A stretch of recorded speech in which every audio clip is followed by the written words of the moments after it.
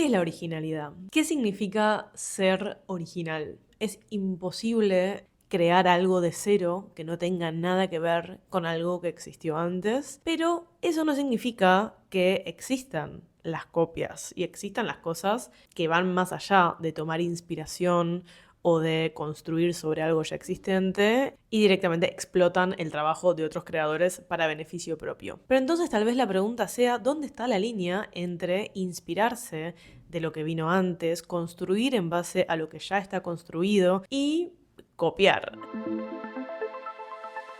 Buenas, buenas, ¿cómo andan mis queridas personas de internet? Acá Vicu Villanueva con un nuevo ensayo de Me gusta el arte, esta serie en la que exploro cuestiones relacionadas a la creatividad, a las prácticas artísticas, a la loca loca aventura de intentar expresarse a través del arte en este planeta en este momento. Y hoy quiero hablar de la originalidad. Es algo en lo que vengo pensando mucho últimamente. En este momento en el que la inteligencia artificial puede directamente crear por nosotros, decir, toma, te saco de entre las manos la tarea de hacer arte como si fuera algo que nos molestara o un problema, y puede dibujar por nosotros, puede escribir una novela por nosotros, incluso puede hacer un video por nosotros. Este video está hecho por IA, soy un avatar generado por IA, comenten, Viku no es IA, si creen que soy realmente yo acá en este momento. Pero sin duda creo que el tema de la originalidad es un tema que nos atraviesa en este momento de la historia.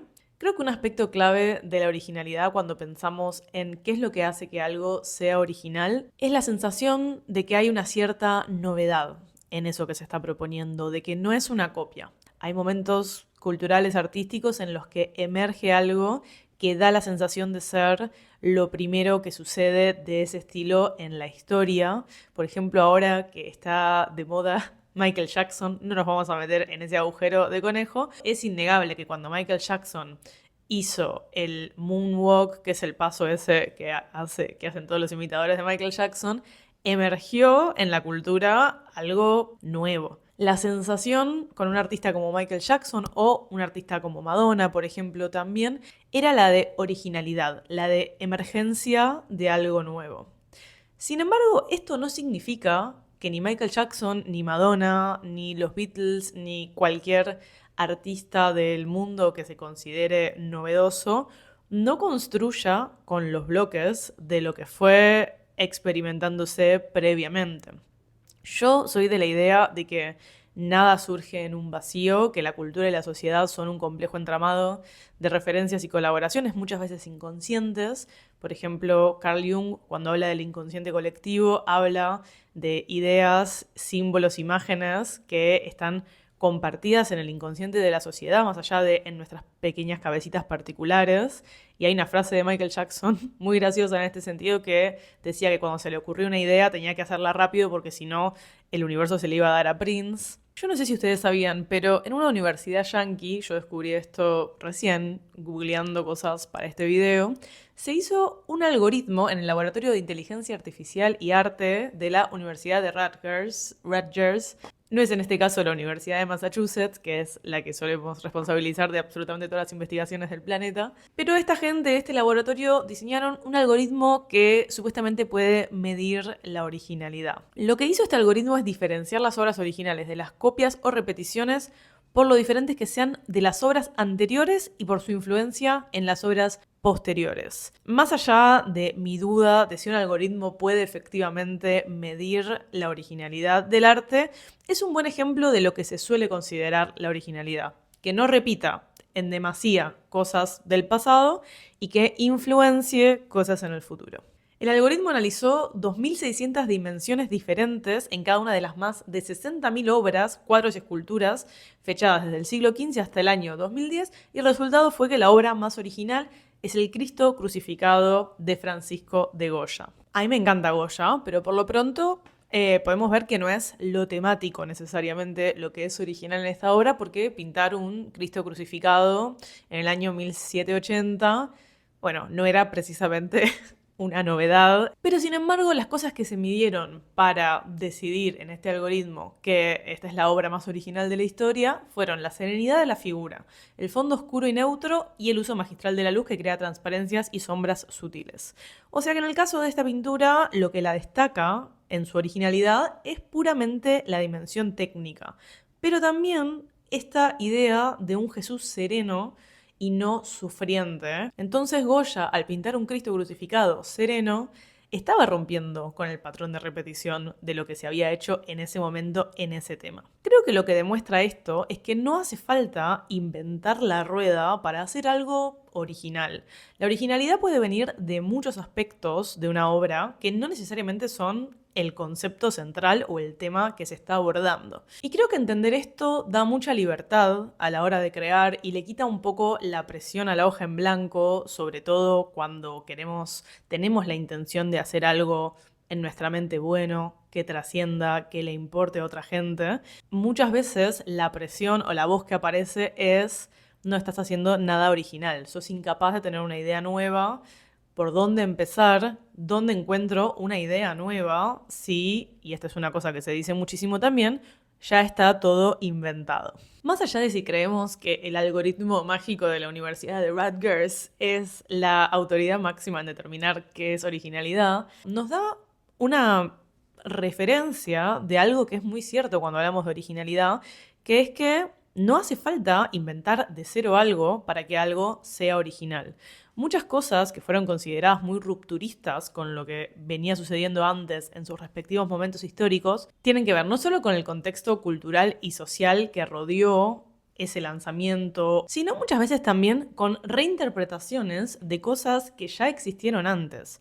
Hay un gran consenso de que una reinterpretación de algo que ya existió puede ser muy original. Puede ser una lectura nueva, fresca, sobre un tema que quizás ya se sentía agotado. Hay una idea central que para mí es innegable, que toda creación humana se conforma de partes de lo que se ha creado antes.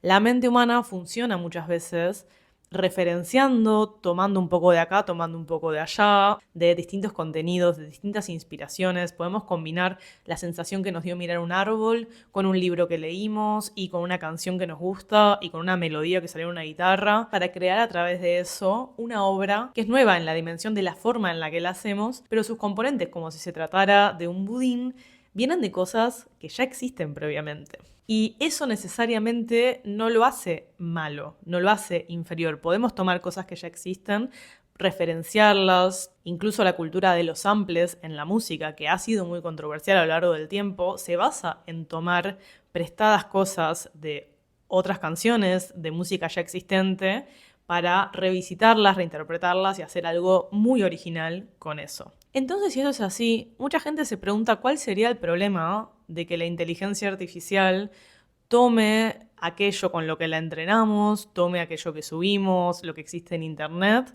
para crear obras nuevas. Bueno, el primer problema para mí ahí, más allá de que yo no soy enemiga de las máquinas, yo creo en desarrollar vínculos sensibles con las tecnologías con las que creamos sobre todo, sí creo que las inteligencias artificiales, al menos las que son de uso masivo, por ejemplo, ChatGPT, Cloud, Runway y demás, vienen de empresas con prácticas muy poco éticas de cómo se obtiene esa información con la que entrenan a sus modelos.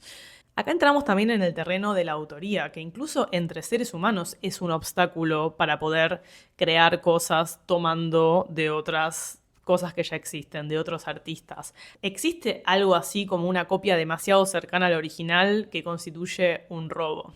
Y en el plano de humanos contra humanos, esta clase de cosas llevan a juicios, llevan a disputas legales. ¿Por qué no sucede eso con las empresas de inteligencia artificial? Porque a través de loops legales han podido entrenar a sus modelos robando obras de artistas, muchas veces vivos, de sus páginas de internet que están indexadas en Google, de sus cuentas de Instagram, con esta famosa trampa de los términos y condiciones en los que aceptamos una cosa y aceptamos todo. Y en los últimos años estuvimos aceptando que se usen todas nuestras imágenes para entrenar modelos de inteligencia artificial. Hay muchos artistas que han salido a denunciar en los últimos años que toda su obra fue usada para entrenar a estos modelos sin ningún tipo de consentimiento, sin ningún tipo de retribución económica. Y no estamos hablando de personas con personas, estamos hablando de una escala muchísimo más desigual, que son empresas que en sus cabezas tienen billonarios, que ya los conocemos bastante, quiénes son y sus intenciones para la humanidad, ninguna de ellas buena, en ese delirio altruista y transhumanista de trascender la conciencia humana y bla, bla, bla, bla, terminan literalmente robando y haciendo cosas que, si las hiciera un humano para otro humano, serían punibles por ley, habría que resolverlas a través de un litigio, pero como son empresas tan grandes y tan poderosas, de alguna forma se salen con la suya de entrenar a sus modelos con esta información y lo que generan es que, por ejemplo, yo pueda entrar a cualquiera de estas plataformas y pedirles que me hagan algo en el estilo de X persona y que esa persona no solo no sea retribuida de ninguna manera, sino que ni se entere ni consintió a ser explotada para el beneficio de lo que yo quiero crear a través de la inteligencia artificial. Entonces, en el terreno de la inspiración, de cosas que vinieron antes, del tomar prestado de acá o de allá para crear, yo creo que es todo una cuestión de escalas y de matices. No podemos resolver estas cuestiones con grandes axiomas inamovibles que sean incuestionables, que no podemos comparar lo que sucede en nuestra cabeza con nuestras neuronas y los estímulos que obtenemos de la experiencia de vivir con lo que puede hacer un modelo de lenguaje enorme de una corporación gigante que tiene acceso a todas las ideas del mundo todo el tiempo sin retribuirle nada a sus autores y muchas veces atrofiando la capacidad de las personas de crear por sus propios medios. Y yo creo que esto es lo que para mí es más importante tener en cuenta cuando hablamos de crear y de tomar prestado y de originalidad. Yo creo que lo que sucede en la coctelera del cerebro de una persona con los estímulos y referencias e inspiraciones que obtiene siempre tiene muchísimo más valor que algo generado por inteligencia artificial.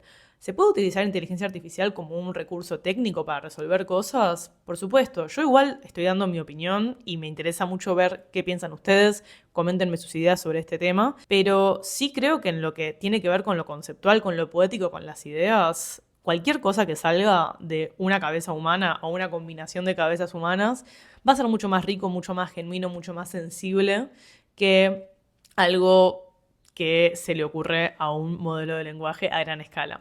Y por último, también me permito preguntarme si la originalidad es el valor que nos han enseñado que es. ¿Es algo que suma? ¿Es algo que llama la atención cuando sucede?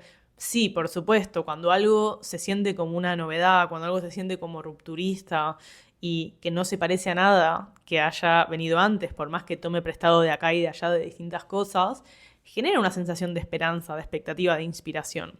Pero creo que hay muchos otros valores. A mí hay muchas cosas que me gustan muchísimo, que me hacen feliz, que me inspiran, que no son originales. Me gustan muchas bandas que su 10º disco es muy parecido al tercero o al cuarto. Me gusta cuando hay novedad, pero también me gusta a veces cuando no la hay. Y creo que si bien es una cualidad posible de las obras, no es bajo ningún término la definitiva. También, si entramos en el terreno de los covers, a mí me encantan los covers, me encantan las versiones de canciones que ya existen y lo que más me gusta es cuando son versiones nuevas, versiones que no se parecen a la versión original. Es una de las cosas que más me fascina en el mundo porque deja muy en evidencia esta dinámica de el homenaje, diría incluso, a lo que ya existe y el aporte de lo nuevo desde la forma de hacerlo.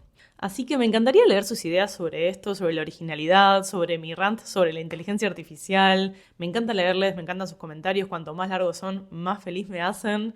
Muchísimas gracias por mirar mis videos. Pueden suscribirse a mi canal para enterarse de videos nuevos que salen todos los jueves y suscribirse también a mi newsletter que es vicuvillanueva.substack.com, que mando mail todos los domingos con lo que sea que ande por mi cabeza el domingo a la mañana y lo que sea que hay es lo que sale. Muchas gracias por mirar y nos vemos en el próximo video. Chao.